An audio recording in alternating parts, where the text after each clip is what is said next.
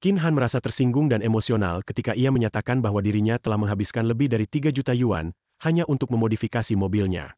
Ia begitu yakin bahwa dari segi performa, mobilnya tidak mungkin kalah dari siapapun, bahkan dari Lin Yi sekalipun. Di hadapan mereka terbentang lintasan rumit, penuh dengan tikungan tajam dan jalur berliku yang menantang nyali serta keterampilan tinggi. Dua mobil, satu berwarna hitam dan satu lagi putih, sudah siap di garis awal.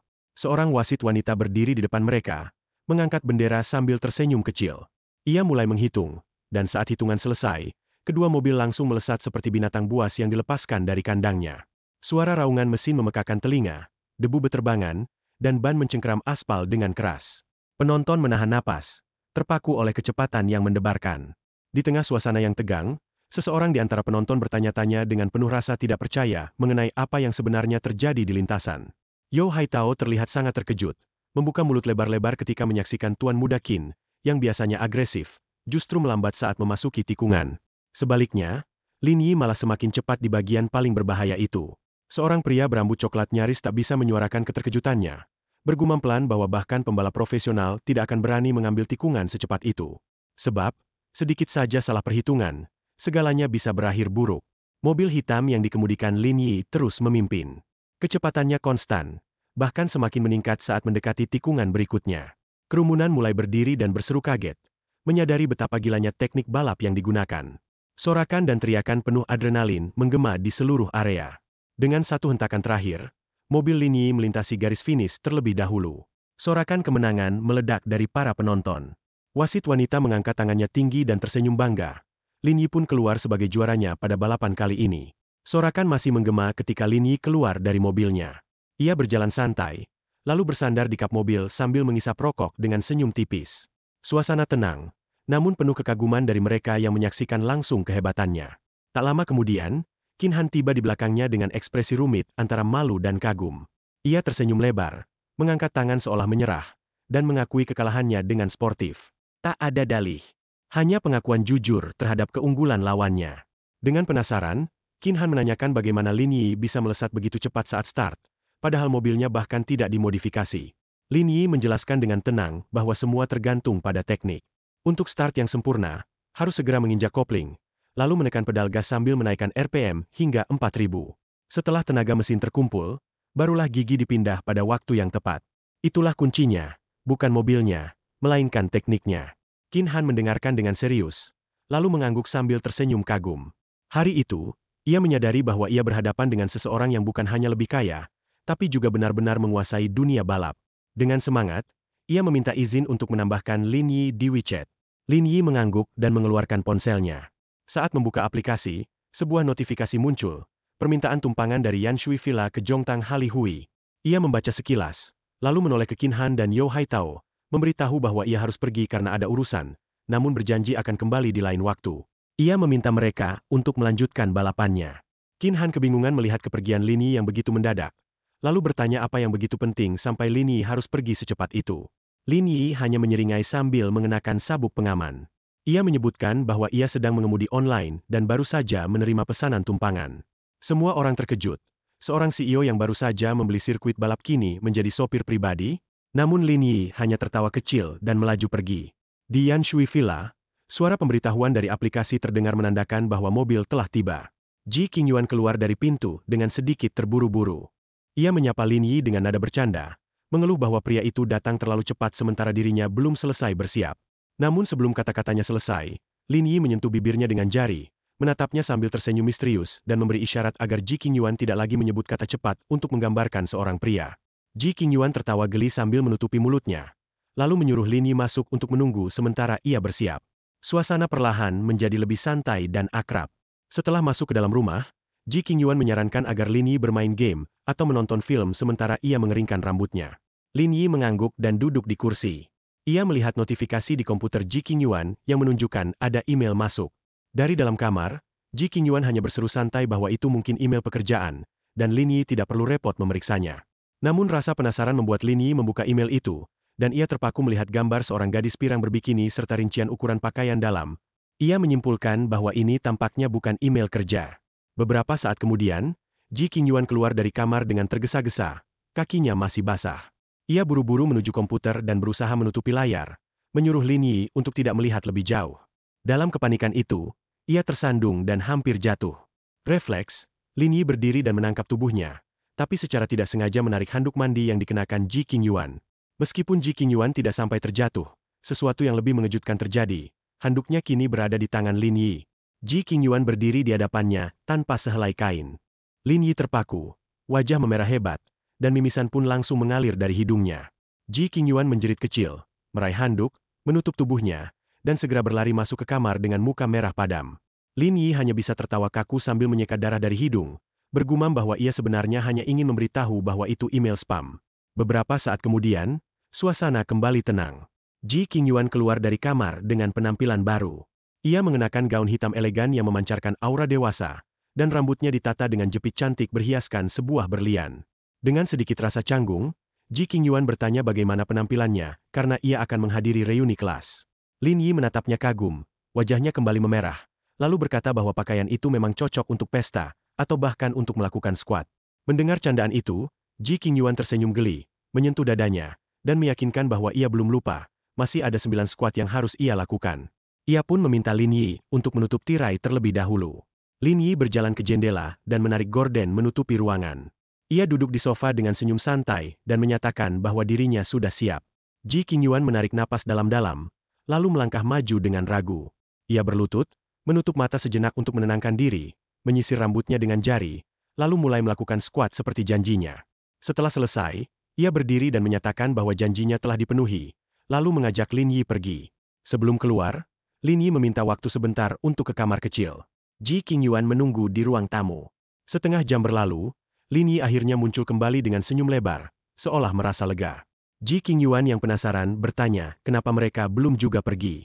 Lin Yi menjawab bahwa ia sempat bertemu dengan seorang kenalan.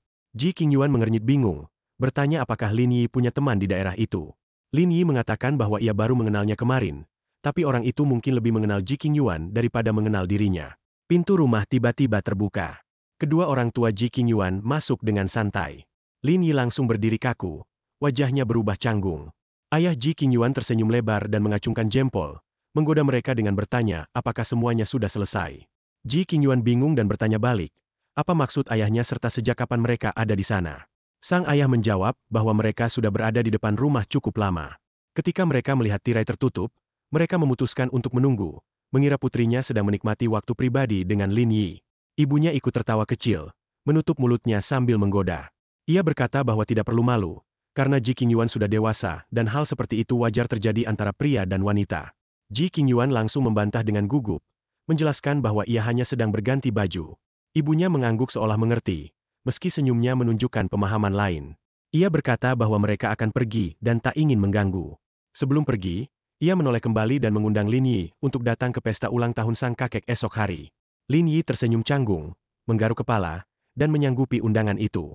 Pasangan itu pun meninggalkan rumah, meninggalkan Lin Yi dan Ji Qingyuan dalam keheningan yang masih menyisakan sisa rasa malu dan tawa yang tertahan. Lin Yi tersenyum saat menatap Ji Qingyuan yang wajahnya memerah karena malu.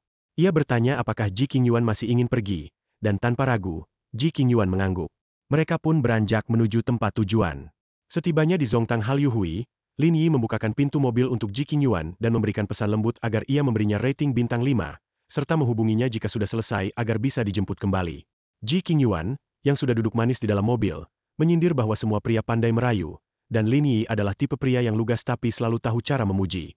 Lin Yi hanya tertawa dan menyebut bahwa itu memang pekerjaan barunya sekarang. Setelah Ji Qingyuan masuk ke dalam gedung, Lin Yi melambaikan tangan dan kembali mengingatkan bahwa ia akan datang jika dibutuhkan. Tak lama setelah itu, seorang gadis berpita di kepala muncul sambil membawa 2 wig. Ia memberi selamat kepada Lin Yi karena berhasil mengemudi sejauh 100 km dengan aman. Sebagai hadiah, Lin Yi menerima 200.000 poin kemahiran, kemajuan penyelesaian profesi sebesar 55%, dan 21% saham grup taksi online Baba. Mendengar informasi itu, Lin Yi terkejut. Ia baru mengemudi sebentar, tapi kini sudah menjadi pemegang saham. Senyum merekah di wajahnya saat ia menutup mulutnya dengan tangan, teringat bahwa kantor pusat taksi online Baba berada di Yongcheng dengan nilai pasar lebih dari 50 miliar yuan. Jika seluruh saham yang ia miliki dijual, nilainya akan mencapai 10 miliar yuan. Dengan senyum puas, ia memeluk gadis itu dan mengungkapkan bahwa dengan pendapatan sebesar itu, ia tidak akan kekurangan uang. Gadis itu menyarankan agar ia menyimpan sahamnya, karena akan lebih baik menerima ratusan juta dividen setiap tahun. Ia juga mengingatkan bahwa kemajuan penyelesaian profesinya kini telah mencapai 55%, tinggal 45% lagi. Namun, jika kemajuan itu mencapai 100%, hadiahnya akan jauh lebih besar. Lin Yi mengangkat tangan dan tersenyum, menyetujui untuk terus menerima pesanan tumpangan. Sebuah pesan masuk melalui aplikasi online, menunjukkan bahwa ada permintaan tumpangan dari Starbucks ke Juju Pavilion Villa. Sebuah suara di dalam mobil menyarankan agar tumpangan itu diselesaikan sekalian, karena masih berada di jalan sebelum pulang. Di sisi lain, Suyong membuka ponselnya dan melihat ke cermin. Ia menyadari bahwa mobil Lin Yi telah tiba tepat di depannya. Lin Yi melepas kacamata hitamnya dan memastikan identitas penumpang yang ia jemput. Ia bertanya apakah wanita di hadapannya adalah Nona Su dengan nomor telepon berakhiran 0389. Suyong membenarkannya, merasa senang karena mengira telah menarik perhatian seorang pria kaya berkat penampilannya hari itu. Lin Yi menatap ke depan dan mempersilahkannya masuk dengan tenang. Suyong masuk ke dalam mobil, mengenakan sabuk pengaman, lalu memperkenalkan diri sebagai Su Yuyang. Ia menyatakan senang bertemu dan bertanya kemana ia akan dibawa, sambil menyatakan bahwa dirinya bukan gadis murahan. Namun Lin Yi hanya menjawab dengan datar, memastikan bahwa tujuan tumpangan adalah Juju Pavilion Villa. Reaksi Suyong berubah seketika, terkejut, marah, dan bingung karena tidak menyangka bahwa pria yang mengemudikan mobil sport itu adalah sopir online. Ia menyangka Lin Yi bercanda. Menurutnya, tidak masuk akal seorang sopir online mengemudikan mobil mewah seperti itu. Lin Yi menjelaskan bahwa ini adalah layanan baru dari taksi online. Seketika, sikap Suyong berubah. Ia mengumpat karena terlalu cepat berharap, mengira telah bertemu pria kaya, tapi ternyata hanya sopir. Lin Yi mulai merasa kesal melihat betapa cepatnya sikap wanita itu berubah. Mobil pun melaju. Dari dalam, suara Suyong terdengar memerintah agar mobil dikendarai pelan, karena tangannya gemetar saat mengambil gambar. Ia juga memperingatkan bahwa jika mobil sebagus itu mengalami kecelakaan, Lin Yi tidak akan mampu membayarnya. Dengan marah, Lin Yi menegaskan bahwa mobil itu adalah miliknya sendiri. Suyong tertawa, menatap ponselnya, dan menyuruh Lin Yi berhenti berpura-pura. Menurutnya, tidak masuk akal seseorang seperti Lin Yi memiliki mobil seperti itu. Ia mengatakan bahwa Lin Yi hanya pekerja rendahan yang menjijikkan dan tidak pantas sombong. Mendengar hinaan itu, Lin Yi bertanya dengan marah, apa maksudnya menyebutnya pekerja rendahan. Ia juga menyindir bahwa Suyong pun tidak lebih dari pekerja rendahan juga. Namun Suyong malah tertawa puas dan menyatakan bahwa meskipun ia juga pekerja rendahan, dirinya tetap lebih mulia. Menurutnya, sopir online seperti Lin Yi bahkan tidak layak untuk membawa sepatunya. Amarah Lin Yi pun memuncak. Ia menginjak rem secara mendadak hingga mobil berhenti dengan keras, membuat Suyong terlempar ke depan. Suyong mengumpat, menyebut Lin Yi gila karena menginjak rem secara tiba-tiba.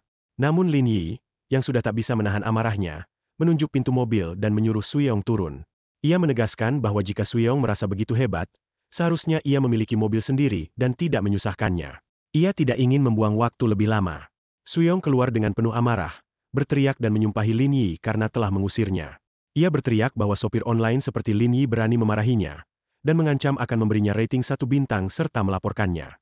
Lin Yi membalas dengan keras, menantang Suyong untuk mencoba, karena mobilnya memiliki kamera pengawas dan semua yang terjadi telah terekam.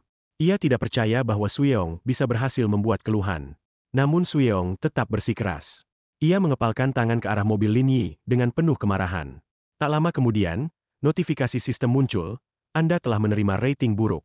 Lin Yi menatap ponselnya, terdiam sejenak, lalu menggaruk kepalanya dengan ekspresi terkejut dan kesal. Lin Yi menerima rating buruk dari penumpang sebelumnya, dan benar-benar terkejut melihat pemberitahuan itu muncul di ponselnya. Beberapa detik kemudian, teleponnya berdering. Agen regional online langsung memarahinya, bertanya apa yang sebenarnya ia lakukan hingga pelanggan sampai mengeluh ke kantor pusat. Agen itu mengancam akan memotong depositnya jika hal seperti itu terjadi lagi.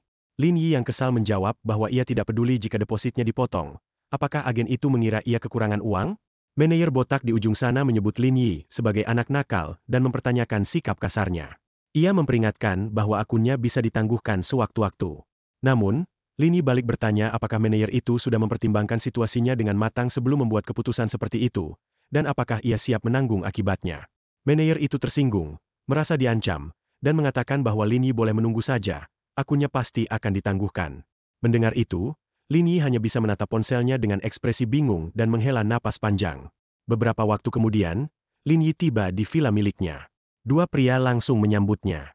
Salah satunya, pria berkacamata yang tampak ramah, memperkenalkan diri sebagai Zhou Xuan, manajer properti Juju Pavilion.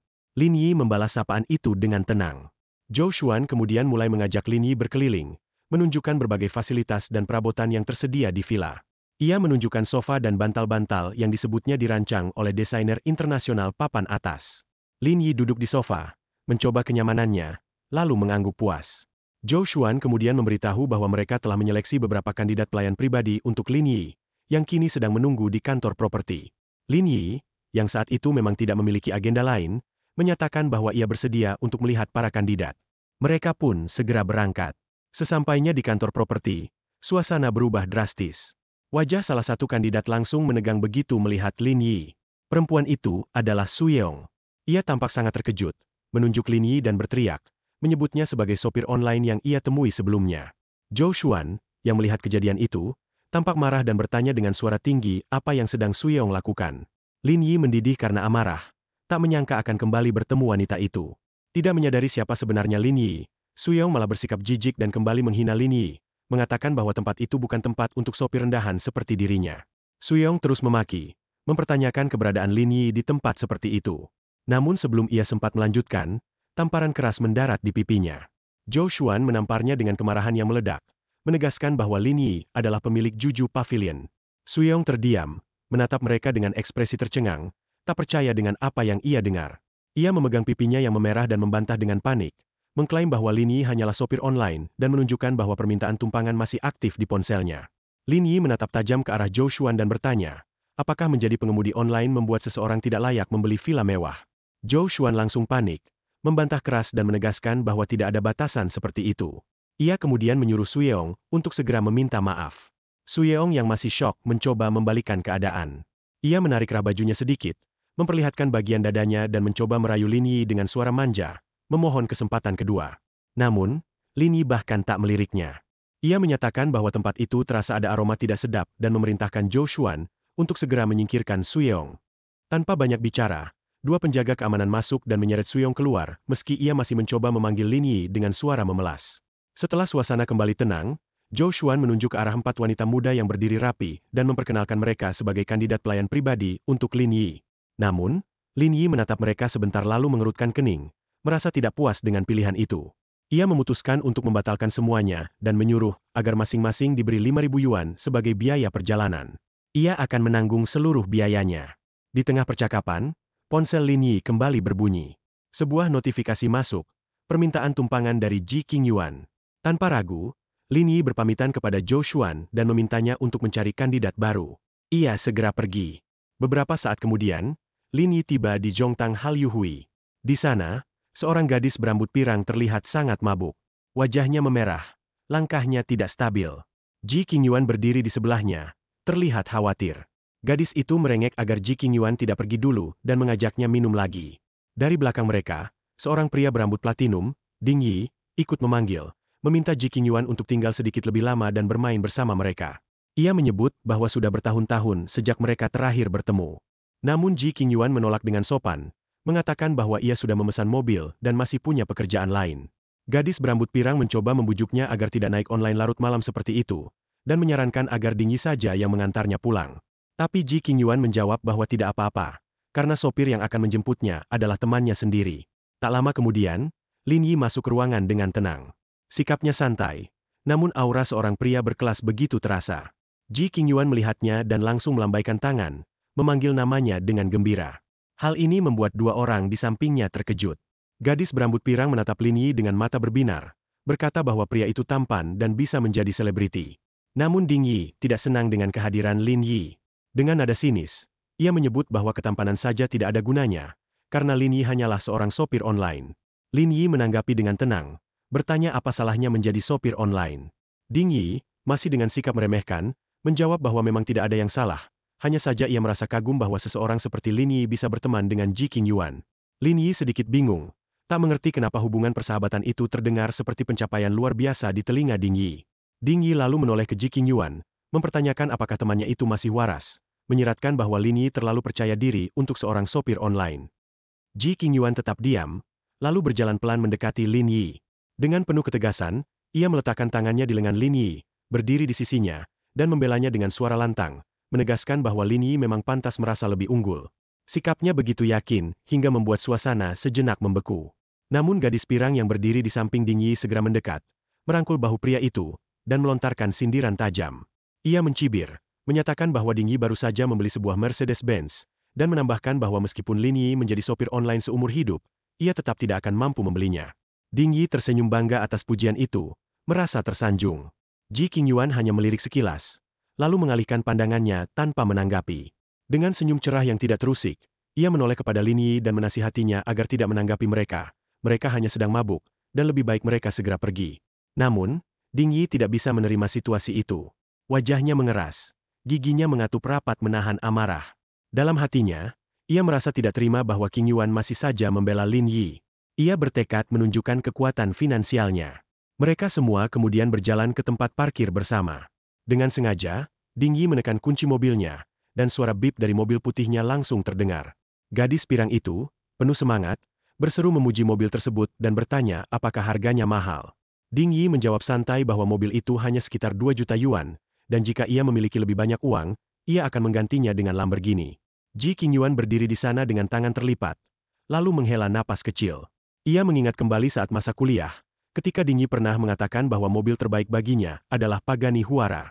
Ding Yi tersenyum malu, lalu menggaruk kepalanya dan menjawab bahwa memang itu benar, tetapi sekarang harganya sudah lebih dari 28 juta yuan, bahkan jika ia bekerja seumur hidup, ia tidak akan mampu membelinya. Namun, tepat saat itu, mata gadis pirang membelalak lebar. Ia menunjuk ke arah mobil di samping mereka dan berteriak, memanggil Ding Yi dengan panik. Ia berlari menghampiri mobil itu dan berseru bahwa ada sebuah Pagani Huara yang diparkir tepat di sebelah mereka. Suaranya penuh kekaguman dan keterkejutan. Ia menyatakan bahwa itu benar-benar mobil impian mereka. Lin Yi yang sejak tadi hanya diam, mulai menunjukkan ekspresi kesal. Ia menatap mereka lalu bertanya, dengan suara datar namun dingin, apakah mereka sudah cukup melihat dan bisa menyingkir. Ding Yi menjawab dengan nada mengejek, mengatakan bahwa mobil itu sangat mahal dan Lin Yi hanya ingin ikut melihat agar tidak melewatkan kesempatan langka. Ia memperingatkan Lin Yi agar tidak bermimpi terlalu tinggi. Namun dalam satu gerakan tenang, Lin Yi mengeluarkan kunci mobilnya dan menekannya. Lampu dari Pagani Huara itu langsung berkedip. Dengan santai, ia menoleh ke Ji Qingyuan dan berkata agar ia masuk ke mobil. Keduanya melangkah masuk, sementara Ding Yi dan gadis pirang hanya bisa membeku di tempat, tak percaya dengan apa yang baru saja terjadi. Ding Yi mulai berkeringat dingin, menyadari bahwa mobil super mahal itu ternyata benar-benar milik Lin Yi. Gadis pirang masih dalam kebingungan dan bertanya ulang, tak percaya bahwa seorang sopir online bisa memiliki kendaraan seperti itu. Lin Yi sudah duduk nyaman di kursi pengemudi, hanya menyentuh kacamata hitamnya, lalu menjawab dengan nada datar. Siapa bilang Pagani Huara tidak bisa menjadi mobil taksi online? Ia menyindir mereka agar tidak membiarkan kemiskinan membatasi imajinasi. Tanpa menunggu reaksi lebih lanjut, ia segera menyalakan mesin dan melaju pergi, meninggalkan mereka terpaku dalam kekaguman dan rasa malu. Langit mulai gelap, dan keheningan menyelimuti sekitar. Mobil Lin Yi meluncur dengan lancar di jalan. Di dalam mobil, Ji Qingyuan menatap Lin Yi dengan ekspresi sedikit bersalah. Ia meminta maaf karena tidak tahu bahwa teman-temannya akan bersikap seperti itu pada Lin Yi. Namun Lin Yi hanya tersenyum dan menjawab santai bahwa ia tidak peduli dengan kata-kata mereka. Lalu bertanya apakah Ji Qingyuan ingin langsung pulang. Ji Qingyuan, dengan suara lembut, berkata bahwa ia telah minum sedikit anggur, dan ingin menenangkan diri dengan berjalan di pantai. Lin Yi langsung menyetujui dan berkata bahwa ia akan mengubah tujuan pengantaran. Dengan riang ia menyarankan agar mereka keluar dan menghirup udara segar, sekaligus mengusir sisa aroma alkohol. Saat itu, suara notifikasi dari sistem kembali terdengar. Sebuah misi muncul, yaitu untuk mengumpulkan 10 rating bintang 5. Hadiah dari misi itu adalah 100.000 poin kemahiran. Lin Yi menghitung dalam hati bahwa dengan tumpangan ini, ia sudah mendapatkan 7 rating bintang 5. Di bawah cahaya bulan yang lembut, pantai tampak berkilauan dan sepi dari keramaian. Ji Qingyuan memandang ke arah laut, lalu memberitahu Lin Yi agar memalingkan wajah. Lin Yi dengan nada menggoda bertanya, apakah Ji Qingyuan akan mengenakan bikini. Namun Ji Qingyuan dengan cepat membantah dan menjelaskan bahwa ia hanya ingin melepas kaus kaki agar bisa berjalan di pasir. Lin Yi, dengan kepala bersandar di tangan, bertanya kenapa harus menyuruhnya memalingkan wajah hanya untuk melepas kaus kaki. Ia menggoda lagi dengan bertanya, apakah Ji Qingyuan tidak mengenakan apapun di bawahnya. Ji Qingyuan langsung mencubitnya, memperingatkan agar tidak berbicara sembarangan, dan mengatakan bahwa ia tetap memakai pakaian dalam. Lin Yi mengadu kesakitan karena cubitan itu, air matanya nyaris keluar. Sementara itu, Ji Qingyuan mulai melepas sepatu hak tinggi dan kaus kakinya. Ia menggenggam kaus kaki itu dan melangkah keluar bersama Lin Yi menuju pantai. Ia mengajak Lin Yi untuk berjalan-jalan menikmati suasana. Mereka berjalan berdampingan. Ji Qingyuan menikmati pemandangan malam sambil menyebut bahwa orang tuanya menginginkan ia membawa Lin Yi ke pesta ulang tahun kakeknya. Ia ragu apakah Lin Yi punya waktu untuk itu. Namun sebelum ia menyelesaikan kalimatnya, Lin Yi sudah menebak maksudnya dan bertanya apakah ia diminta untuk kembali berpura-pura menjadi pacarnya. Wajah Ji Qingyuan langsung merona karena malu. Lin Yi tersenyum senang dan mengatakan bahwa demi usaha Ji Qingyuan melakukan skuad tempo hari, ia akan bersedia membantunya. Ji Qingyuan menoleh, menatapnya, dan mengakui bahwa Lin Yi memang punya hati nurani. Saat mereka terus berjalan, Ji Qingyuan melihat ke seberang jalan dan bertanya-tanya mengapa lampu di Juzhou Pavilion masih menyala. Lin Yi menjawab santai bahwa mungkin itu hal biasa. Namun Ji Qingyuan menjelaskan bahwa villa-villa di Juzhou Pavilion belum ada yang terjual karena harganya terlalu tinggi. Malam itu, untuk pertama kalinya, Ji Qingyuan melihat Juzhou Pavilion menyala. Lin Yi menanggapinya dengan senyum, lalu membawa Ji Qingyuan mendekat agar bisa melihat-lihat. Ia bahkan menyarankan Ji Qingyuan untuk menginap di sana jika menyukainya. Mendengar hal itu, Ji Qingyuan merasa sangat senang. Tidur di tempat tersebut terdengar seperti sesuatu yang akan membawa mimpi indah. Lin Yi menggandeng tangannya dan membawanya pergi, memenuhi setiap keinginannya dengan penuh perhatian. Keduanya kemudian berdiri di depan gerbang Juzhou Pavilion. Ji Qingyuan mengenang bahwa tanah tempat berdirinya villa itu dulu pernah dilelang, dan ia sempat ikut dalam proses lelang tersebut. Sayangnya, ia tersingkir di babak awal karena tidak memiliki cukup uang. Sementara itu, Lin Yi hanya menggoda sikapnya yang terlihat rindu memandangi gerbang seperti itu, apalagi ia adalah seorang CEO. Dengan malu-malu, Ji Qingyuan menyangkal dirinya mengagumi gerbang. Ia mengaku hanya penasaran karena pernah mendengar bahwa villa itu memiliki kolam renang yang airnya diangkut dengan pesawat. Penasaran itu membuatnya sedikit tertarik. Lin Yi kembali menggenggam tangan Ji Qingyuan dan memandangnya dengan tatapan penuh kasih. Ia menyatakan bahwa ia akan mengajaknya berjalan-jalan agar bisa langsung melihat sendiri. Namun, Ji Qingyuan sedikit ragu. Ia berpikir bahwa cukup melihat dari luar saja, karena jika mereka masuk begitu saja dan sampai diusir, itu akan sangat memalukan. Tapi Lin Yi membalas keraguan itu dengan keyakinan bahwa ia bisa membawanya masuk. Ji Qingyuan, yang tidak berpikir terlalu dalam, mengatakan bahwa jika Lin Yi benar-benar bisa masuk, ia akan mengenakan bikini dan berenang satu putaran penuh sebagai balasannya. Dengan cepat, Lin Yi menariknya masuk ke dalam mobil, menyatakan bahwa ia akan mencobanya. Ji Qingyuan terkejut dan mencoba menolaknya, tidak menyangka bahwa Lin Yi benar-benar berniat masuk ke dalam. Namun, ketika mereka tiba di gerbang Juzhou Pavilion, dua baris pelayan pria telah berdiri rapi di kedua sisi gerbang. Lin Yi mengendarai mobilnya melewati mereka, dan para pelayan itu membungkuk memberi hormat. Ji Qingyuan tertegun, tidak percaya dengan apa yang ia lihat. Tempat itu dikenal dengan keamanan yang sangat ketat, dan mereka bisa masuk begitu saja. Ia merasa sangat heran. Begitu berada di dalam halaman, Ji Qingyuan turun dari mobil dan terpukau dengan pemandangan di sekitarnya. Ia bahkan melihat pohon-pohon yang berbuah, sesuatu yang tidak biasa di lingkungan mewah seperti itu. Matanya kemudian tertuju pada kolam renang yang berada di halaman. Dengan perasaan bahagia, ia menunjukkan kepada Lin Yi. Setelah sudah melihat kolam renang, ia menyadari bahwa waktunya tiba untuk menepati janji. Tapi kenyataannya, ia tidak membawa bikini, dan tidak mungkin berenang malam itu. Ia pun memohon agar diberi waktu pada kesempatan lain. Melihat wajah malu Ji Qingyuan, Lin Yi tersipu dan tidak memaksanya. Ia hanya mengatakan bahwa ia tidak akan lupa janji itu. Ji Qingyuan menegaskan bahwa ia adalah orang yang menepati janji, lalu mengajak kembali. Tapi Lin Yi belum puas. Ia menunjuk ke arah pintu dan bertanya apakah Ji Qingyuan tidak ingin melihat bagian dalam villa. Ji Qingyuan menjawab bahwa mereka sudah cukup beruntung bisa masuk halaman, dan masuk ke dalam rumah orang lain tanpa izin adalah hal yang berlebihan. Namun Lin Yi bersikap seolah tidak ada yang perlu ditakutkan. Ia mengatakan bahwa tidak ada orang di dalam villa. Ketika Ji Qingyuan mencoba menghentikannya, Lin Yi malah menyentuh kunci sensor pintu. Begitu disentuh, pintu villa langsung terbuka, dan sistem menyambut dengan suara otomatis. Ji Qingyuan kembali terkejut. Ia menatap Lin Yi, tidak percaya dengan apa yang baru saja terjadi. Villa itu ternyata adalah milik Lin Yi. Lin Yi kemudian memperkenalkan bahwa ia baru saja membeli villa tersebut kemarin. Ia pun mengajak Ji Qingyuan untuk masuk dan melihat-lihat. Ji Qingyuan merasa bingung sekaligus kagum, menyangka bahwa Lin Yi sedang bercanda. Namun, ketika ia melangkah masuk dan melihat interior villa, kekagumannya tak terbendung. Tempat itu terlalu indah, terlalu sempurna. Ia bertanya berapa banyak uang yang dihabiskan Lin Yi untuk membeli villa seperti itu. Lin Yi menjawab tidak yakin, mungkin beberapa miliar. Ji Qingyuan tidak percaya, karena ia tahu bahwa villa termahal di sana hanya sekitar 1,2 miliar. Kalaupun lebih, itu hanya mungkin terjadi jika seseorang membeli seluruh kawasan Juju Pavilion. Tanpa ragu, Lin Yi pun mengakui bahwa memang itulah yang ia lakukan. Ji Qingyuan merasa kagum. Ia tidak bisa memahami bagaimana Lin Yi bisa begitu kaya. Baginya, itu lebih mudah dari uang jatuh dari langit. Ia duduk di sofa dan merasa bahwa tempat itu sangat nyaman. Ia mulai mengagumi Lin Yi yang ternyata bisa menghasilkan uang dengan begitu mudah, dan mengemudi untuk online hanya karena ingin merasakan pengalaman hidup. Karena malam sudah larut, Lin Yi menyarankan agar Ji Qingyuan menginap di sana saja. Ia mempersilakan Ji Qingyuan memilih kamar manapun yang disukai untuk beristirahat.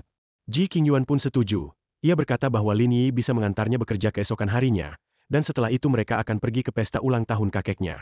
Dengan malu-malu, Ji Qingyuan bertanya apakah Lin Yi memiliki piyama wanita. Lin Yi menjawab dengan jujur bahwa ia tinggal sendirian, jadi tidak mungkin memiliki piyama wanita. Ia bahkan menyarankan secara bercanda agar Ji Qingyuan tidur tanpa pakaian, karena katanya itu baik untuk kulit. Wajah Ji Qingyuan langsung memerah, malu dan jengkel, tapi Lin Yi hanya tersenyum dan menghentikan godaannya. Ia berkata akan mencari piyama baru miliknya untuk dipinjamkan. Beberapa saat kemudian, suara air terdengar dari kamar mandi. Ji Qingyuan sedang mandi, membiarkan air mengalir membasahi tubuhnya. Sementara itu, Lin Yi berada di luar, sedang membaca buku. Tiba-tiba, ia mendengar suara aneh dari kamar mandi. Ia langsung berhenti membaca dan bertanya, apakah Ji Qingyuan baik-baik saja. Ternyata Ji Qingyuan terpeleset dan jatuh. Ia duduk di lantai kamar mandi dan meminta Lin Yi untuk masuk membantunya. Lin Yi dengan cemas masuk ke dalam, khawatir Ji Qingyuan terluka. Namun, begitu membuka pintu, ia menemukan Ji Qingyuan hanya mengenakan handuk mandi tipis. Mata mereka bertemu dalam diam, menciptakan momen yang penuh keheningan, keterkejutan, dan getaran yang tidak bisa dijelaskan. Ji Qingyuan tampak canggung ketika mengeluhkan rasa sakit di kakinya, dan Lin Yi segera menunjukkan respons yang mungkin sedikit berlebihan. Ia bahkan sampai menelan ludah, mungkin karena tergoda. Tanpa banyak bicara, Lin Yi langsung membantu Ji Qingyuan berdiri. Keduanya saling menatap dalam-dalam, jarak antara bibir mereka nyaris tak ada. Dalam pelukan Lin Yi, mereka terbawa ke dalam suasana yang canggung. Suara erangan kecil terdengar saat Ji Qingyuan mengingatkan bahwa keran air masih menyala. Pagi harinya, kicauan burung di dahan pohon menyambut datangnya sinar matahari yang hangat. Ji Qingyuan membuka tirai kamar untuk membiarkan cahaya masuk, lalu menarik selimut yang menutupi Lin Yi, sambil mengeluhkan kemalasan pria itu. Lin Yi, yang tampak masih mengantuk, duduk dan menguap, mengeluh karena harus bekerja di pagi hari setelah begadang semalaman. Ji Qingyuan dengan nada mengancam namun bercanda, berjanji akan memberinya rating bintang 5 jika dia bangun dan bersiap. Ucapan itu cukup untuk membuat Lin Yi langsung menyetujui dan bangkit dari tempat tidur. Setelah Ji Qingyuan berangkat kerja, Lin Yi pun melanjutkan harinya dengan menuju ke Peninsula Grand Hotel. Sambil berjalan menuju lobi hotel, ia merapikan pakaiannya. Ia bahkan belum sempat sarapan setelah mengantar Ji Qingyuan, dan memutuskan untuk makan langsung di hotel saja sambil berharap mendapat tumpangan pulang lagi nanti. Setibanya di hotel, seorang resepsionis pria langsung menyambutnya dengan sopan. Lin Yi tidak bersikap sombong seperti bos pada umumnya, dan menjelaskan bahwa ia datang hanya untuk sarapan. Resepsionis itu segera menawarkan bantuan untuk memanggil dapur, tetapi Lin Yi menolaknya, memilih untuk tidak terlalu mencolok dan pergi sendiri. Setelah duduk dan melihat menu, Lin Yi memanggil pelayan untuk memesan makanan. Tanpa diduga, pelayan itu adalah Yu Lili. Yu Lili terdiam sejenak, tidak percaya dengan siapa yang ia lihat. Begitu pula Lin Yi yang sama terkejutnya. Namun, sikap Yu Lili berubah drastis. Ia memandang Lin Yi dengan jijik dan mengungkapkan ketidakpercayanya akan bertemu kembali dengan sampah sepertinya. Ia menuduh Lin Yi tak tahu malu dan menambahkan bahwa setelah dipecat, Lin Yi bahkan mengajukan keluhan kepada orang dalam. Dengan sedikit emosi, Lin Yi menanyakan bagaimana bisa dia bersikap seperti itu dan memarahi tamu. Yu Lili, yang masih dalam keadaan marah, mempertanyakan kelayakan Lin Yi sebagai tamu di Peninsula Hotel. Ia melanjutkan dengan menuduh Lin Yi hanyalah pria simpanan wanita kaya. Seorang gadis lain di dekat mereka terlihat cemas dan mencoba menenangkan Yu Lili, memperingatkan bahwa Lin Yi mungkin bukan orang sembarangan. Kata-katanya makin pedas, membuat suasana menjadi panas. Yu Lili tetap keras kepala, menolak percaya. Ia bahkan merendahkan Lin Yi di depan umum, menyebutnya hanya mantan rekan kerja yang tidak berguna. Lin Yi, yang masih tenang namun tegas, meminta gadis yang tadi untuk memanggil Wang Qianlong. Yu Lili makin meradang saat tahu nama manajer hotel disebut, menyangka Lin Yi hanya asal menyebut nama terkenal. Namun tak lama kemudian, Wang Qianlong datang bersama seorang gadis. Yu Lili langsung mengeluh pada manajernya, menuduh Lin Yi datang hanya untuk membuat keributan dan menyarankan agar dia diusir. Namun yang terjadi malah sebaliknya. Dengan marah, Wang Qianlong menunjuk Yulili dan menegaskan bahwa Lin Yi adalah pemilik tempat tersebut. Dia menyatakan bahwa jika ada yang harus diusir, maka itu adalah Yulili sendiri. Reaksi itu membuat Yulili terpaku, tak percaya dengan kenyataan bahwa pria yang ia hina-hina itu ternyata adalah pemilik hotel mewah tempatnya bekerja. Ia mencoba membela diri, mengatakan bahwa dulunya Lin Yi hanyalah rekan kerja biasa yang tidak berguna. Namun, Wang Qianlong sudah kehilangan kesabarannya. Ia bahkan mendorong Yulili dan mengatakan bahwa ia akan dimasukkan ke daftar hitam, agar tidak bisa bekerja di perusahaan manapun lagi. Ia memanggil keamanan untuk segera mengusir Yulili dari hotel. Dua penjaga keamanan pun langsung bergerak, mencengkeram lengan Yulili dan menyeretnya keluar dari ruangan. Yulili masih dalam keadaan syok, memandangi Lin Yi dengan ketakutan dan kebingungan. Ia baru menyadari bahwa ia telah menyepelekan seseorang yang kini jauh di atas dirinya. Wang Qianlong, yang tanpa khawatir karena insiden itu, membungkuk hormat kepada Lin Yi dan meminta maaf atas gangguan yang terjadi. Lin Yi, masih dengan ekspresi serius, menegaskan pentingnya hanya mempekerjakan orang-orang yang memiliki karakter baik. Sambil tersenyum tipis dan memegang segelas anggur, ia meminta makanannya segera disajikan karena sudah lapar. Wang Qianlong, yang masih berdiri tegak dan tampak gugup, menjawab dengan penuh hormat dan menjanjikan bahwa makanan akan segera disiapkan oleh koki terbaik hotel. Saat sedang menikmati makanannya, ponsel Lin Yi tiba-tiba berdering. Sebuah nomor tak dikenal muncul di layar. Ia menjawab telepon itu sambil tetap menyendok makanan dengan tangan yang lain. Di ujung sambungan, terdengar suara memperkenalkan diri sebagai Che Yan, wakil presiden senior dari perusahaan Baba. Ia mengutarakan maksud untuk menjadwalkan pertemuan mewakili perusahaannya. Lin Yi, sambil tetap fokus pada makanannya, menjelaskan bahwa ia sibuk di pagi hari dan akan menghubungi kembali pada sore nanti. Che Yan pun menutup panggilan dengan janji akan menunggu kabar selanjutnya. Sementara itu, asisten Che Yan, Xiao Yan, terlihat cemas dan menanyakan hasil pembicaraan tadi. Che Yan, meski belum mendapatkan kepastian, mengatakan akan menyempatkan waktu kosongnya untuk menemui Lin Yi. Asistennya pun langsung bersiap memesan kendaraan untuknya. Di sisi lain, Lin Yi menyelesaikan sarapannya dengan santai, masih menggigit tusuk gigi sambil berjalan keluar dari hotel dengan langkah ringan. Sebuah notifikasi muncul di ponselnya, memberitahu bahwa ia akan segera menerima tumpangan dari Peninsula Grand Hotel menuju perusahaan Jerry. Ia sedikit terkejut melihat lokasi penjemputannya begitu dekat, merasa seolah kesempatan bisnis datang langsung ke hadapannya. Saat keluar dari hotel, Lin Yi melihat dua wanita, Xiao Yan dan Che Yan, sedang berjalan sambil bercakap dan tertawa. Ia mendekati mereka dengan senyuman dan menanyakan, apakah salah satu dari mereka adalah pemesan tumpangan dengan nomor telepon berakhiran 6888. Che Yan menjawab bahwa benar itu dirinya. Sementara dalam hati ia terpukau melihat ketampanan Lin Yi. Xiao Yan, yang bersamanya, juga terlihat heran saat melihat pria di hadapan mereka. Lin Yi berdiri santai di samping mobil sport mewahnya dan mempersilakan mereka masuk ke dalam mobil. Keduanya terkejut saat menyadari bahwa mobil sport itu adalah kendaraan untuk layanan taksi online yang mereka pesan. Che Yan terlihat lebih kaget dan mempertanyakan status Lin Yi sebagai pengemudi. Xiao Yan juga merasa heran, tidak menyangka perusahaan mereka kini menggunakan mobil sport sebagai kendaraan operasional. Lin Yi tetap tersenyum dan menjelaskan bahwa ia memang pengemudi online, sembari mengingatkan bahwa ia tidak bisa terlalu lama parkir di tempat itu. Che Yan masuk ke dalam mobil dengan riang, merasa senang bisa merasakan pengalaman unik menggunakan Pagani sebagai mobil tumpangan. Ia mengomentari bahwa mobil seperti itu pasti membuat banyak gadis terpukau. Namun Lin Yi menanggapi komentar itu dengan sedikit jengkel, merasa seolah dituduh sebagai pria penggoda. Ia membela diri, mengatakan bahwa tidak ada aturan yang melarang seseorang dengan mobil super untuk menjadi pengemudi online. Che Yan kemudian memberikan peringatan agar Lin Yi berhati-hati dalam bersikap, karena perbuatan yang mencoreng citra taksi online bisa berujung pada penangguhan akun. Mendengar itu, Lin Yi merasa heran dan bertanya apakah Che Yan benar-benar punya kekuasaan sebesar itu. Che Yan menegaskan bahwa dirinya adalah wakil presiden senior perusahaan Baba, dan menunjukkan kartu namanya sebagai bukti. Saat itu, Lin Yi tersenyum dan dengan tenang menyampaikan bahwa dirinya baru saja membeli 21% saham Baba sehari sebelumnya. Ia juga menyebut bahwa Che Yan sendirilah yang meneleponnya pagi tadi untuk meminta pertemuan. Pernyataan itu membuat Che Yan terkejut, dan segera sadar bahwa pria di depannya adalah pemegang saham utama perusahaan. Che Yan panik dan langsung membuang kartu namanya, merasa malu telah menyinggung Lin Yi. Ia meminta maaf dan berharap bisa berbicara lebih lanjut setelah tumpangan selesai. Lin Yi hanya menjawab dengan senyum canggung, menyatakan bahwa ia masih punya beberapa tumpangan lagi yang harus diselesaikan. Setibanya di tujuan, mobil sport itu berhenti mulus. Che Yan mengangkat ponselnya dan mengucapkan terima kasih atas tumpangan itu.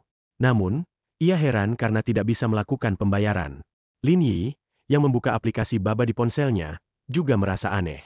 Notifikasi muncul di layar yang menyatakan bahwa akun pengemudi Lin Yi telah ditangguhkan karena pelanggaran terhadap peraturan perusahaan. Wajah Lin Yi memerah membaca pesan itu. Ia mulai berpikir, kemungkinan ada yang melaporkannya. Mungkin pria yang menelepon dan mengeluh sebelumnya. Ia keluar dari mobil dan menatap ke arah kantor perusahaan Jerry, tempat tujuan mereka. Saat bertanya kepada Che Yan tentang hubungan Jerry dengan Baba, Che Yan menjelaskan bahwa Jerry adalah agen resmi mereka di wilayah Shanghai. Ia sendiri tampak kesal dan mulai bergumam dalam hati mempertanyakan bagaimana mungkin mereka berani menangguhkan akun pengemudi yang ternyata adalah pemegang saham utama perusahaan. Che Yan segera meyakinkan Lin Yi bahwa ia akan menangani masalah itu secara langsung. Ia bahkan berencana mencabut lisensi agen Jerry jika memang terbukti ada pelanggaran. Lin Yi, dengan ekspresi serius, menyelipkan tangannya ke dalam saku dan mengajak Che Yan untuk naik ke kantor bersama. Che Yan, yang masih terlihat gelisah, mengikuti Lin Yi menuju kantor Jerry, bersiap menghadapi akibat dari tindakan sembrono yang mungkin telah dilakukan bawahannya. Di dalam ruang rapat, Lin Yi mendorong pintu hingga terbuka. Kejutannya membuat suasana rapat langsung berubah tegang. Luanda tampak panik dan segera menegur kehadiran Lin Yi yang dianggap sebagai penyusup. Namun Lin Yi melangkah mantap, memperkenalkan diri dan menuntut penjelasan atas penangguhan akun babanya. Situasi menjadi semakin serius. Luanda, yang memimpin rapat, melempar tanggung jawab penanganan masalah itu kepada kepala departemen bisnis mereka, Luo Yuanfer. Dengan sikap arogan, Luo Yuanfer berdiri dan langsung menyerang Lin Yi secara verbal, menyebutnya sombong dan mengklaim bahwa akun Lin Yi ditangguhkan karena ada keluhan, tanpa menyelidikinya lebih lanjut. Ia bahkan mengancam akan memanggil keamanan jika Lin Yi tidak segera pergi. Namun Lin Yi tetap tenang.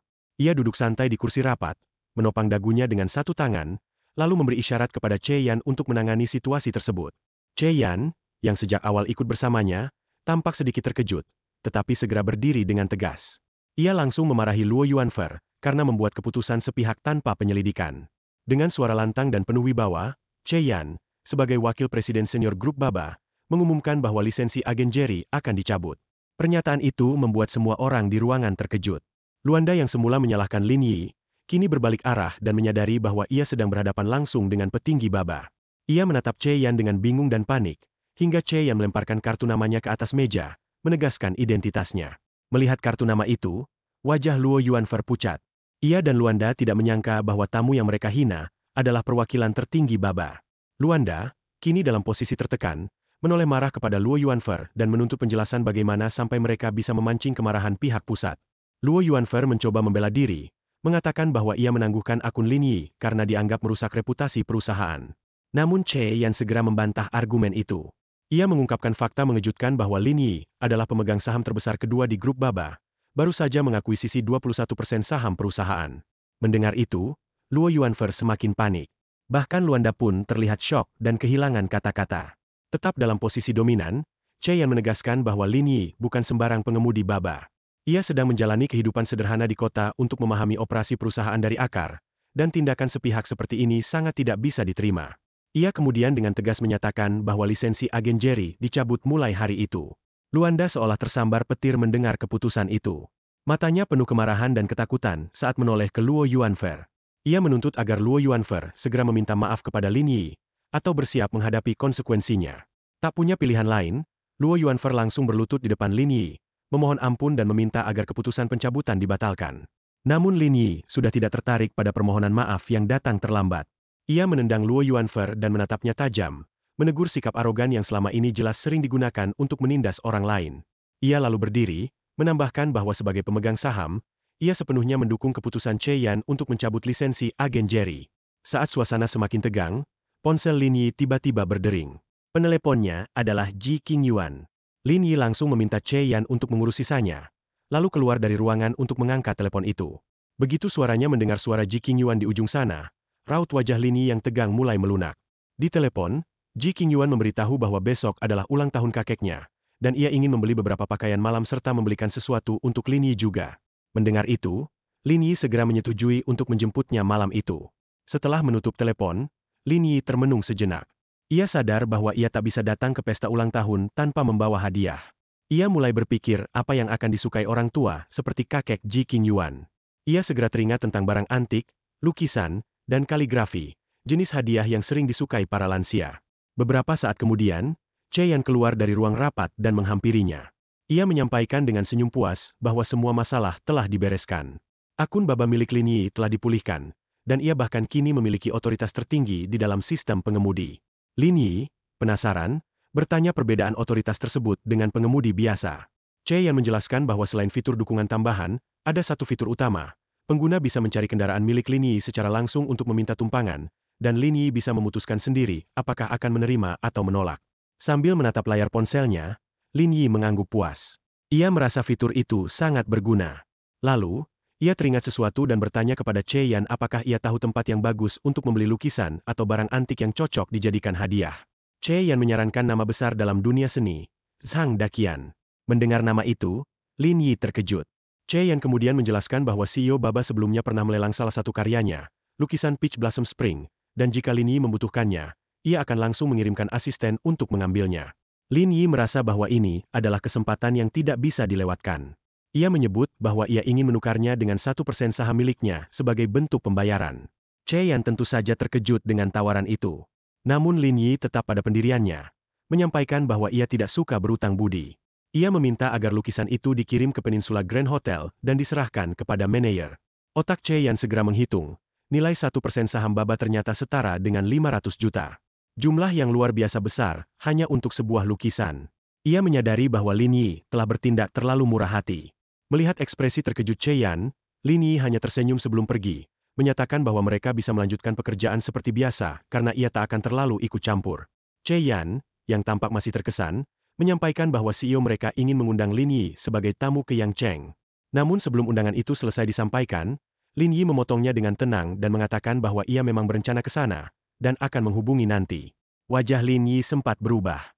Ia bergumam dalam hati dan merasa tersentuh teringat kenangan masa lalu. Sudah lama sekali sejak terakhir kali ia kembali ke panti asuhan di Yongcheng. Kini, tampaknya sudah waktunya untuk kembali ke tempat masa kecilnya. Di saat itu juga, sistem pada ponselnya memberikan notifikasi. Ia baru saja menerima rating bintang 5 dari penumpang sebelumnya. Suara lembut dari sistem muncul di dalam mobil mewah hitam yang tengah melaju di jalan kota, menyatakan bahwa tinggal satu tumpangan lagi untuk menyelesaikan misinya. Sebuah tawaran tumpangan muncul di layar, dari Wando Square ke Peninsula Grand Hotel. Lin Yi tersenyum tipis. Kebetulan, tujuan akhirnya memang ke hotel itu. Sementara itu, di sisi lain kota, seorang wanita bernama Yong Tianxin sedang berdiri dengan beberapa tas belanja di tangan kirinya dan ponsel di tangan kanan. Wajahnya dipenuhi kegembiraan saat ia berbicara melalui telepon. Ia dengan penuh semangat memberitahu pasangannya di ujung sana untuk menunggunya di hotel, sambil mengisyaratkan bahwa ia membeli berbagai pakaian baru sebagai kejutan. Tak lama kemudian, sebuah mobil hitam berhenti di depan tempat ia berdiri. Seorang pria dari dalam mobil menanyakan apakah ia adalah penumpang bernama Yong Tianxin dengan nomor telepon yang diakhiri angka 888. Yong Tianxin sempat tertegun, lalu memastikan siapa pria itu. Lin Yi, yang duduk di kursi pengemudi, memperkenalkan dirinya sebagai sopir Baba yang dipesan oleh wanita tersebut. Ia mempersilakan Yong Tianxin masuk. Wanita itu segera naik ke kursi penumpang, mengenakan sabuk pengaman, dan sambil tersenyum, memuji layanan perusahaan Baba yang dianggapnya luar biasa karena bisa menyajikan strategi iklan semewah itu. Namun Lin Yi menjelaskan bahwa ide itu bukan berasal dari perusahaan, melainkan karena mobil itu memang miliknya sendiri. Yong Tianxin tidak percaya. Ia menyangka Lin Yi hanya berpura-pura dan mencibir dengan sinis bahwa tidak mungkin orang kaya sungguhan mau menjadi sopir Baba. Ia menyindir seolah dirinya adalah gadis polos yang belum pernah melihat dunia. Lin Yi tak menggubris sindiran itu. Ia hanya menghela napas dalam hati, menganggap wanita itu sebagai salah satu dari mereka yang suka menghakimi, ibarat anggur asam. Fokus utamanya kini adalah menyelesaikan misi. Namun di tengah perjalanan, Yong Tianxin mulai panik. Ia mengira Lin Yi mengambil jalan memutar demi menaikkan tarif taksinya. Lin Yi menjelaskan bahwa rute itu lebih dekat berdasarkan pengalamannya, tapi wanita itu menolak percaya. Ia terus mencurigai niat Lin Yi, menuduhnya membuang-buang waktunya dengan sengaja. Perlahan ekspresi di wajahnya berubah. Ia menyadari bahwa dirinya tengah membawa tas berisi pakaian dan hendak ke hotel, dan hal itu membuatnya sedikit canggung saat menatap pengemudi di sampingnya. Mobil akhirnya tiba di pintu samping Peninsula Grand Hotel. Yong Tianxin, tanpa ingin menarik perhatian, menyuruh Lin Yi berhenti di sana, lalu dengan cepat keluar dari mobil dan masuk ke hotel dengan langkah cepat. Lin Yi menatap punggung wanita itu dan dalam hati menyimpulkan bahwa benar saja, karena berniat melakukan sesuatu yang mencurigakan, wanita itu bahkan tak berani masuk lewat pintu utama. Tak lama kemudian, notifikasi dari sistem muncul di ponsel Lin Yi. Ia baru saja mendapatkan rating bintang 1. Wajahnya langsung mengernyit kesal. Ia berpikir dan merasa wanita itu benar-benar keterlaluan. Mendapatkan rating bintang 5 sepertinya akan sangat sulit kali ini. Namun ia segera melupakan kekesalan itu dan fokus kembali pada hal yang lebih penting, menjemput Qing Yuan. Beberapa waktu kemudian, mobil Lin Yi berhenti di area parkir Times Square. Qing Yuan baru saja keluar dari mobil, membawa beberapa tas belanja. Lin Yi mengingatkan bahwa Qing Yuan belum memberikan rating bintang 5. Dengan nada menggoda, Qing Yuan memberi isyarat bahwa penilaian itu akan bergantung pada bagaimana Lin Yi bersikap hari itu. Lin Yi mengikutinya sambil membawa tas-tas belanjaan, dan langsung menyimpulkan bahwa ia dibawa ke tempat itu hanya untuk menjadi porter pribadi. Mereka berjalan memasuki mall, dan ketika tiba di depan sebuah toko bernama Kukunan, mata Qing Yuan tampak berbinar penuh antusias. Di toko itu terpajang berbagai koleksi baju renang, yang segera menarik perhatiannya. Lin Yi mendekat dan menyentuh bahu kekasihnya, mengingatkannya tentang janji yang pernah diucapkan. Qing Yuan mencibir, mengaku bahwa ia merasa tertipu. Seandainya tahu bahwa paviliun Juju adalah milik Lin Yi, ia tidak akan pernah membuat janji seperti itu. Namun Lin Yi hanya tertawa dan mendorongnya masuk ke toko, mengingatkan bahwa setiap keputusan diambil atas kemauannya sendiri. Seorang staf toko yang berdiri di pintu menyambut mereka dengan ramah dan menawarkan bantuan. Mereka pun masuk bersama. Lin Yi meletakkan tas-tas belanja di atas meja dan menunggu. Tak lama kemudian, Qing Yuan keluar dari ruang ganti dengan wajah malu dan sorot mata berbinar. Ia lalu mengajak Lin Yi pergi begitu saja, sambil mengatakan bahwa ia tidak jadi membeli apapun karena tidak ada yang cocok. Lin Yi menatapnya dengan penasaran, tapi Qing Yuan tidak menjelaskan lebih lanjut. Ia hanya meninggalkan tempat itu dengan senyum misterius. Lin Yi dan Qing Yuan baru saja keluar dari toko sebelumnya ketika Qing Yuan tiba-tiba mengeluh dengan malu-malu. Ia tidak menemukan baju renang yang cocok. Bukan karena modelnya, melainkan ukurannya yang tak tersedia di sana. Lin Yi sempat terkejut. Tapi sebelum ia sempat bereaksi lebih jauh, seorang staf toko yang mendengar secara tak sengaja ikut berkomentar bahwa toko mereka sebenarnya menyediakan semua ukuran baju renang. Lin Yi yang sedikit usil kemudian menggoda, menyebut bahwa toko itu tidak punya ukuran yang pas untuknya. Qing Yuan langsung terkejut dan tersipu malu. Ia buru-buru lari keluar dari toko, merasa dipermalukan, meski senyuman geli masih tergambar di wajah Lin Yi yang mengejarnya dengan langkah santai. Lin Yi lalu mengajaknya menuju toko sebelah, yang sepertinya menjual baju renang desainer dengan kualitas lebih baik. Saat mereka berdiri di depan toko itu, mata Lin Yi sempat terpaku pada pajangan baju renang yang terpampang di sana. Qing Yuan yang sedang menatap gambar seorang model dengan memakai baju renang buru-buru menarik tangan Lin Yi, menyadari bahwa itu bukanlah tempat yang tepat. Mereka lalu masuk bersama, bergandengan tangan, ke dalam toko. Begitu masuk, Qing Yuan langsung bertanya kepada staf toko tentang baju renang. Staf itu dengan sigap menunjuk ke arah rak yang memajang baju renang 2 potong berwarna cerah dengan berbagai desain. Saat melihat koleksi itu, tubuh Qing Yuan sempat menegang dan ia terdiam sejenak. Setelah memilih beberapa saat, ia akhirnya mengambil satu baju renang berwarna putih dengan pita merah muda. Ia tampak puas dan tersenyum, lalu menunjukkan pilihannya pada Lin Yi. Namun Lin Yi menggelengkan kepala, mengatakan bahwa pilihan itu kurang cocok untuk Qing Yuan. Ia lalu menunjuk ke baju renang hitam 2 potong dan menyarankan bahwa model itu lebih cocok. Qing Yuan terdiam sejenak, lalu tersenyum malu dan memukul Lin Yi dengan ringan, sambil meraih baju renang tersebut dan menyerahkannya kepada staf toko untuk dibungkus. Tanpa diduga, Lin Yi juga mengambil baju renang putih yang sebelumnya ditolak dan memintanya untuk dibungkus juga. Qing Yuan sempat bingung dan bertanya, mengapa Lin Yi membeli baju renang yang katanya tidak cocok. Namun Lin Yi dengan tenang menjelaskan bahwa ia membelinya karena baju renang itu hanya akan dipakai untuk dirinya saja. Qing Yuan tampak tersentuh, pipinya memerah, dan tatapannya menjadi lembut penuh arti. Setelah menyelesaikan pembelian, mereka berjalan bersama ke lantai 4 mall yang dipenuhi butik gaun malam kelas atas. Qing Yuan yang sudah bersemangat sejak awal langsung terpaku pada salah satu gaun malam yang terpajang di etalase. Wajahnya memancarkan ketertarikan yang kuat. Ia ingin mencobanya. Seorang staf toko menyambutnya dengan ramah dan memujinya karena memiliki selera tinggi, menyebut bahwa itu adalah model terbaru di toko mereka. Sementara Qing Yuan masuk ke ruang ganti, Lin Yi duduk di kursi dan menunggunya dengan santai. Tak lama kemudian, Qing Yuan mengintip dari balik tirai ruang ganti dan memanggil Lin Yi untuk masuk. Ia membutuhkan bantuan untuk mengancingkan bagian belakang gaun. Lin Yi sempat menggoda sebelum masuk, tapi akhirnya ia masuk ke ruang ganti dan membantu Qing Yuan. Saat melihat kekasihnya mengenakan gaun malam itu, ia sempat terdiam dan sangat terkesan. Potongan gaun itu tampak sangat cocok untuk Qing Yuan. Qing Yuan buru-buru menjelaskan bahwa bagian belakang gaun bisa ditutupi dengan syal. Setelah membantu mengancingkan gaun, Lin Yi menatap Qing Yuan yang kini berdiri di depan cermin, penuh rasa percaya diri. Ia menyatakan bahwa gaun itu terlihat luar biasa padanya. Qing Yuan tersenyum lebar, merasa yakin dengan pilihannya, dan memutuskan untuk membelinya. Staf toko ikut memuji bahwa gaun itu seolah dirancang khusus untuk Ji Qingyuan. Namun suasana berubah ketika dari kejauhan, sepasang pria dan wanita lain mendekat. Wanita itu terlihat manja dan menginginkan gaun yang sama persis seperti yang dikenakan Ji Qingyuan.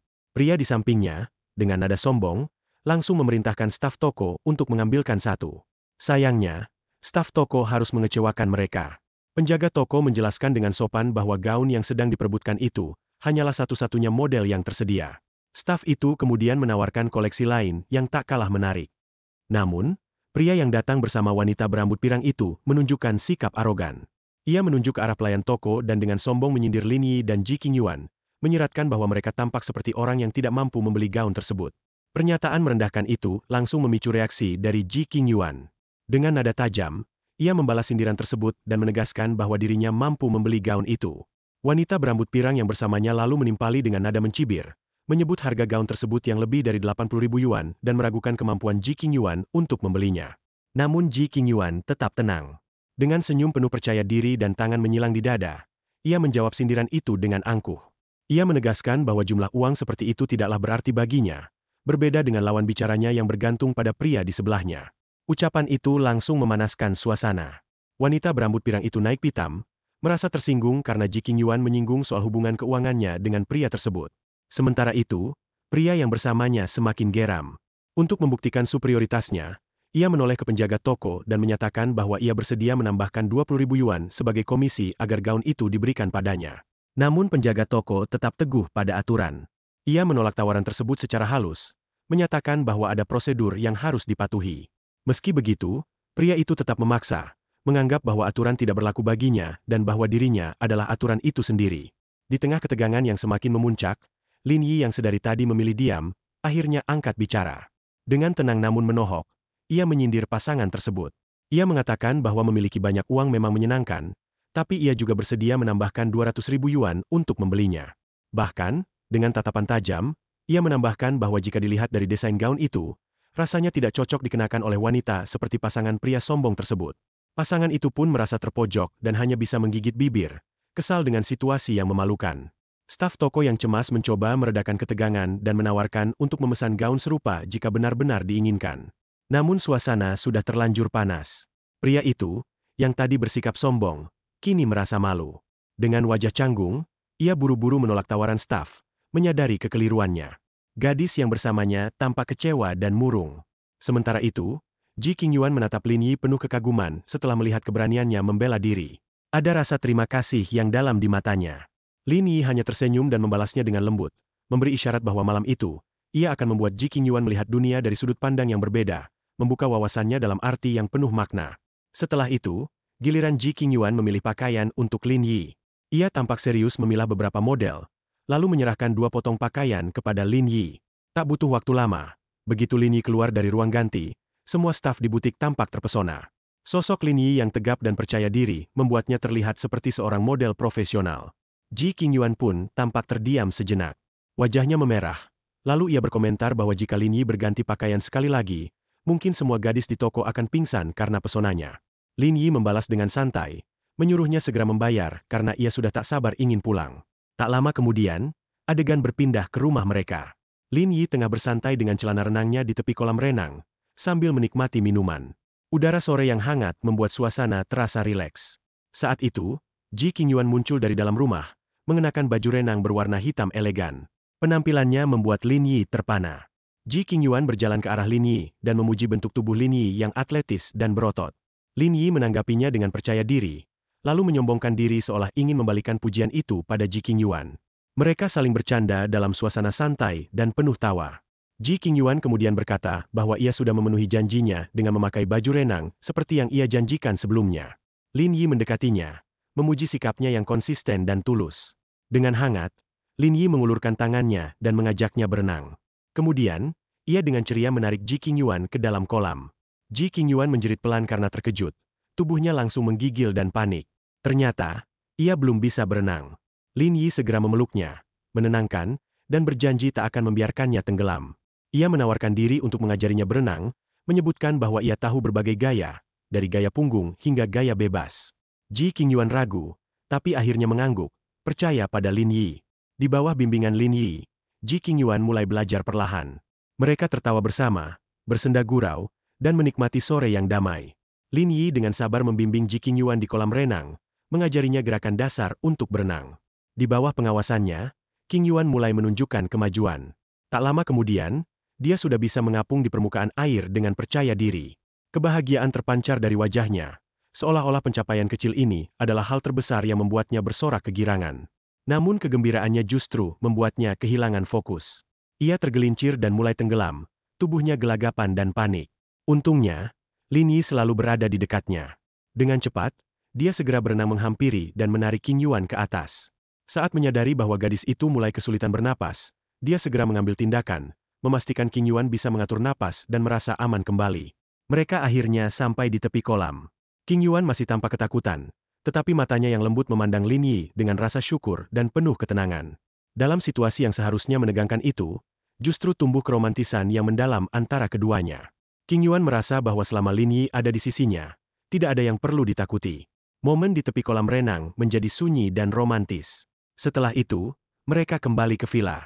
Qingyuan menuju kamar mandi untuk membersihkan diri.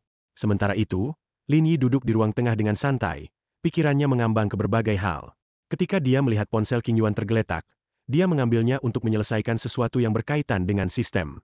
Setelah berhasil masuk, sistem tiba-tiba aktif. Sosok Ling Wei muncul dalam bentuk holografik dengan ekspresi ceria, mengumumkan bahwa misi telah selesai.